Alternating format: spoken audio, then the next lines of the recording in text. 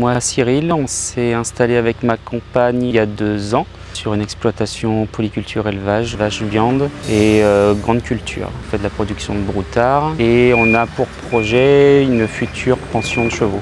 On a fait appel à Énergie de Loire du coup pour nous faire une étude pour 2 bâtiments photovoltaïques en investisseurs. On a un bâtiment de stockage fourrage pour augmenter la capacité de stockage sur place et un deuxième bâtiment qui va servir de carrière pour les chevaux.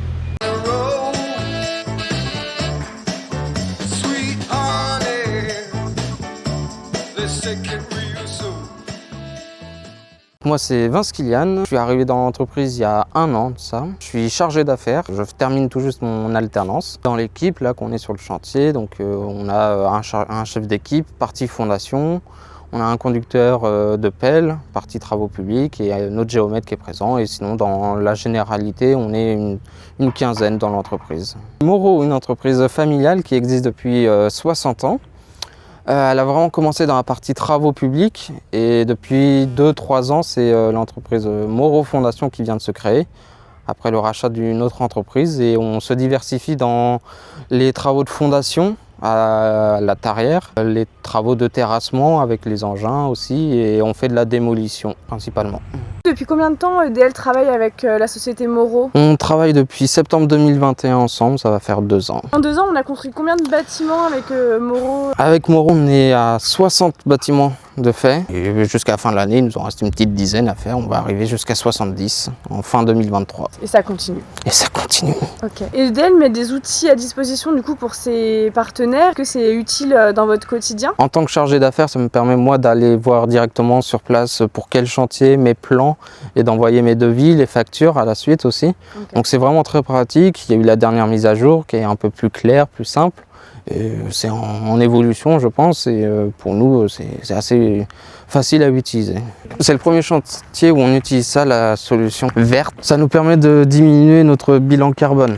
On amène directement les matériaux sur le chantier. On fabrique nous-mêmes le béton sur place. On ne dépend pas des centrales, donc il y a déjà un gain de temps au niveau des centrales. C'est vraiment plus écologique. Okay, donc c'est dans ce camion que vous faites dans ce camion, c'est ça. D'accord, et vous avez emmené du coup tous les granulats, donc le sable, le gravier et le ciment. Transporter les matériaux bruts à la place de transporter le béton. C'est ça, parce que le fonctionnement d'une centrale est très énergivore en électricité, en capacité thermique, tout ça. Il y a moins de transport, moins de trajet. Et là, c'est juste un test, entre guillemets. Okay. Moi, c'était mon sujet de mémoire. Okay. Et on est juste là pour voir, annoter vraiment tous les points importants à retenir. Okay. Si oui ou non c'est pratique dans notre utilisation, dans notre domaine. Nous ça se prête parce qu'on a des fondations et qu'on est obligé de couler en un volume assez important. Je pense que si c'est pour des travaux de finition de maçonnerie, ça sert à rien entre guillemets. Okay. Faut avoir du volume pour que ça puisse être rentable. Okay. Et comment ça fonctionne du coup pour que le béton se fasse dans ce camion? Eh bien c'est un système où il y a 2 cuves, où on met une partie le sable, une autre partie les graviers.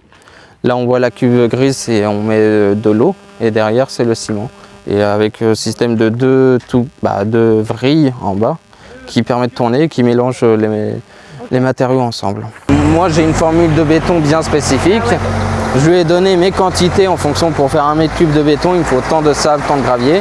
Lui, ça se calcule tout seul. En fait, c'est sous forme de... il y a des balances en dessous. Et ça te permet de savoir quelle quantité tu es en train de transporter et tout. Cette machine est capable d'utiliser tout type de granulats. Et ça peut même recycler ça, de la terre. Parce que ça peut être une évolution de réutiliser la terre qu'on enlève de nos chantiers pour l'utiliser et le mettre dedans pour faire notre béton.